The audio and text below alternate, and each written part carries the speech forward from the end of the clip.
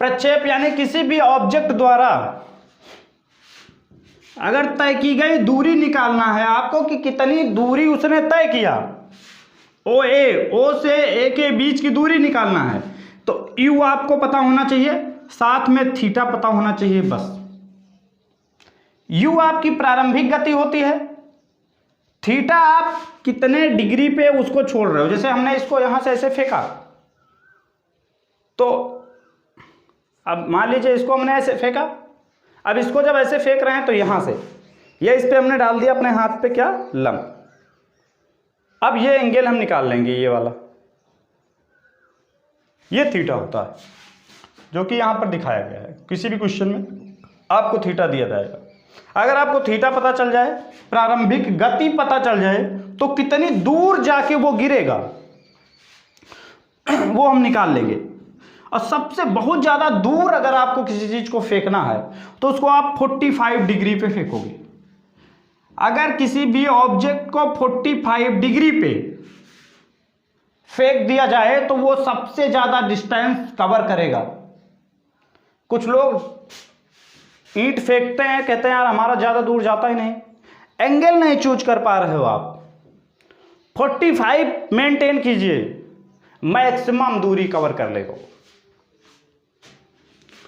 45 क्यों maximum cover करेगा? क्योंकि यहां पर रखो भैया है 2 थीटा। अब थीटा रखोगे कितना, 45, तो 45 2 जा 90, साइन 90 की वैल्यू 1, तो जब भी वैल्यू आएगी 1 तब भी मैक्सिमम दूरी कवर करेगा। तो 45 पे मैक्सिमम दूरी कवर करता है, जबकि 90 डिग्री पे मैक्सिमम हाइट कवर करता है।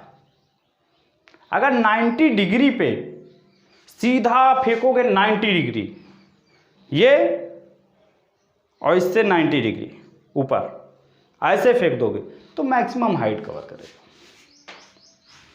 चलिए, तो ये आपकी मैक्सिमम दूरी का फॉर्मूला, ये u²/g, और डिस्टेंस का फॉर्मूला अगर थीटा पता है आपको तो ये।